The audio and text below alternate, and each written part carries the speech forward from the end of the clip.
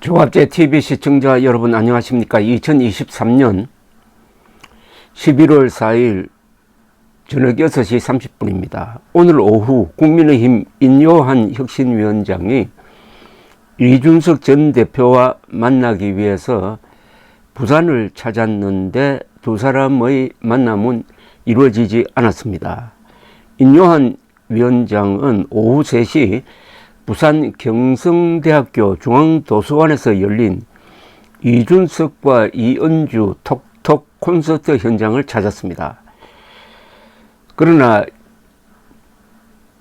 이준석 전 대표는 토크 콘서트에서 이런 이야기를 했습니다. 인요한 위원장이 입장을 하니까 대화를 위한 전제 조건이 해결되지 않는 상태라 특별히 할 말이 없습니다 라고 했습니다.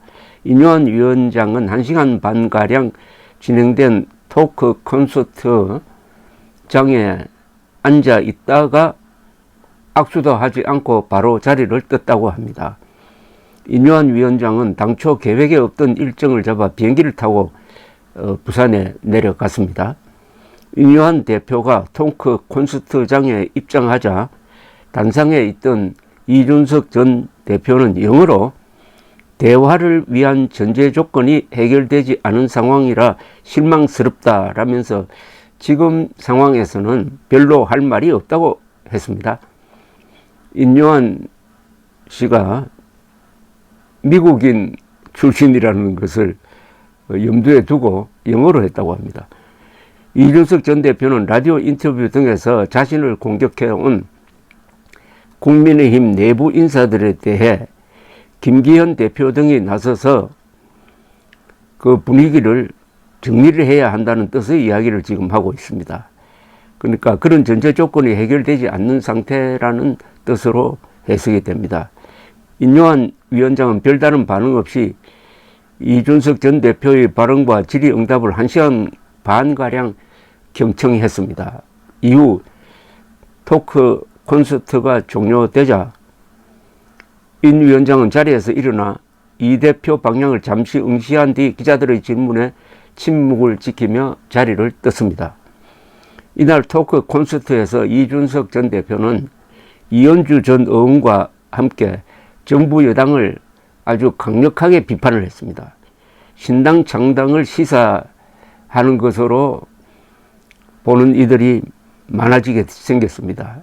이준석 전 대표는 인 위원장을 향해서 개혁보다 혁명이 쉽다.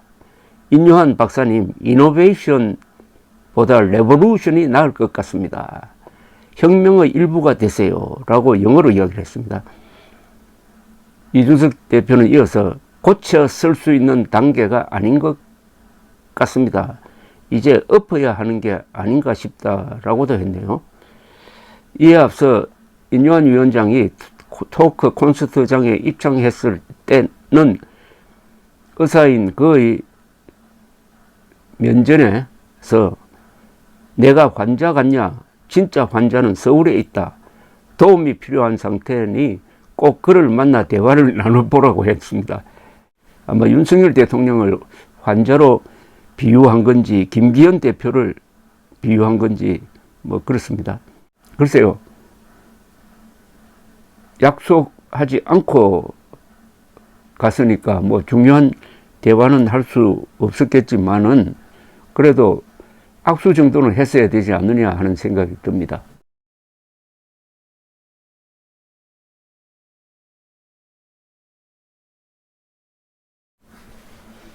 이준석 전 대표와 함께 지금 국민의힘 지도부를 비판하는 사람이 홍준표 대구시장입니다.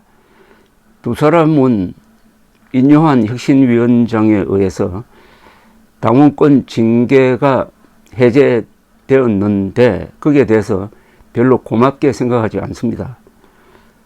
홍준표 시장은 오늘 자신의 페이스북을 통해서 또 국민의힘을 비판을 했습니다. 나는 2년 전 이런 혼란을 예견하고 난을 피해 하방했지만 곧 나라도 살아야겠다는 엑소더스가 당내에 자칭 친윤부터 급속히 퍼질지도 모른다 라고 했습니다.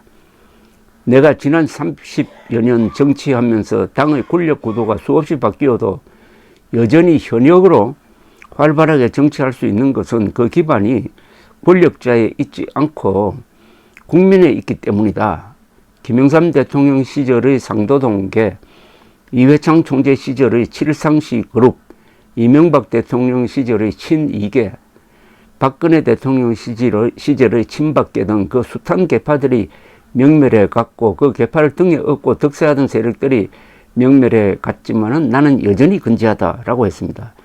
그런데 윤석열 정부 들어와서 설치는 소위 자칭 친윤계 그룹은 정권 출범 초기부터 초선 원외조차도 대통령을 등에 업고 당내에서 호비하면서 그 행패가 자심하였다. 그 결과 당의 위계질서가 무너지고 선후배가 없어지고 중진들조차 이들의 눈치나 보면서 무력해지는 당내 무질서가 만연했다. 오늘의 당은 중심 세력이 사라진 기현상을 초래한 것이다.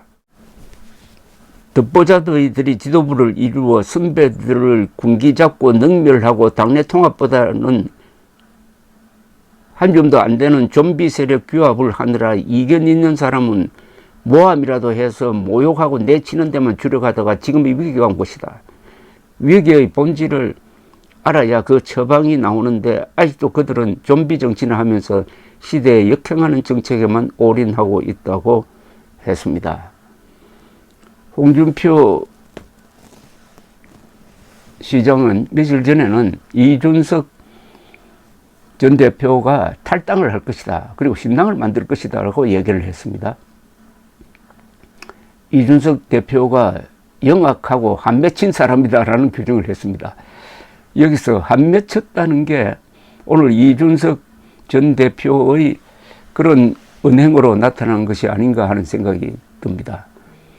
불과 1년 전만 해도 윤석열 대통령은 이준석 전 대표를 몰아내는데 자기의 측근들을 이용을 하고 그리고 그 자리에 김기현 의원을 앉히는데 안철수, 나경원 전 의원 등에게 어떻게 보면 가슴에 못을 박고 했습니다. 이준석 전 대표를 당원권 징계로 대표직에서 사실상 무력화된 게 만들면은 거기서 끝냈으면 좋은데 내부 총질이나 하던 당대표라고 딱 찍어서 당대표 그 권한 행사가 정지된 당대표직에서 몰아내는 과정에서 법정으로 가고 하면서 일이 꼬이기 시작을 했습니다. 그 다음에 법정에서 이겼으면은 거기서 끝냈어야 되는데 또 한 걸음 더 나가서 이준석 씨에 대해서 추가 징계를 했습니다. 이준석 전 대표는 윤석열 대통령은 내가 만들었다. 나의 이른바 세대 포위론을 통해서 2030과 6070이 손잡도록 함으로써 4050을 포위하는 데 성공했다. 그래서 내가 만들었다 하는 자부심이 있었을 것입니다. 또 여론조사에서도 윤석열 대통령이 대통령 되도록 만드는데 1등 공신을 이준석 전 대표로 꼽았습니다. 그리고 이준석 전 대표의 지휘하에 대선과 지방선거에서 이겼습니다. 그거 다 무시하고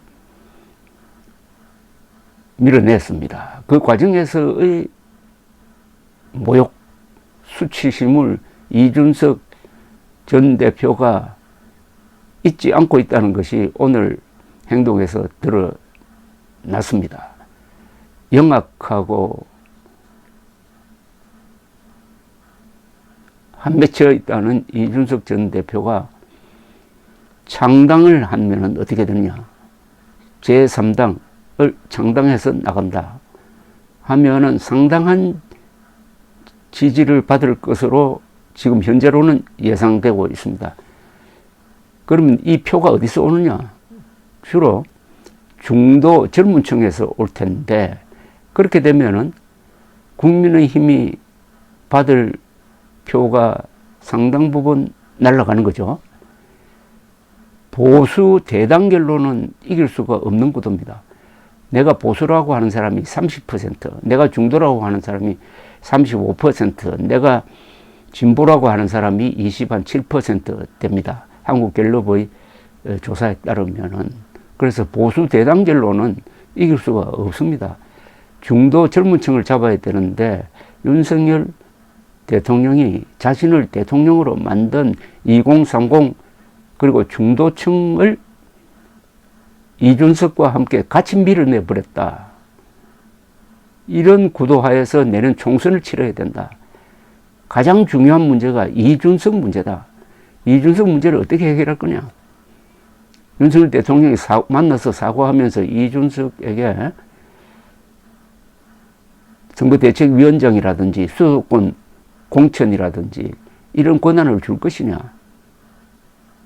아니면은 이준석을 딱 단념을 하고 이준석은 탈당해서 새로운 당을 만들 것이냐 등등 몇 가지 시나리오가 깔린 상태에서 지금 이런 일들이 진행되고 있습니다.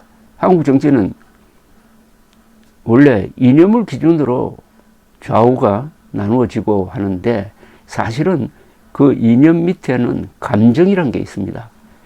윤석열 대통령과 이준석 두 사람 사이의 감정의 골이 넘을 수 없을 정도로 깊다는 느낌이 듭니다. 그러나 한편 또 정치는 그런 감정의 골을 뛰어넘는 상상력이 필요하고 그런 상상력이 발휘되면서 정치의 흐름을 확 바꾸는 그런 드라마도 가능한 분야가 정치인 것입니다.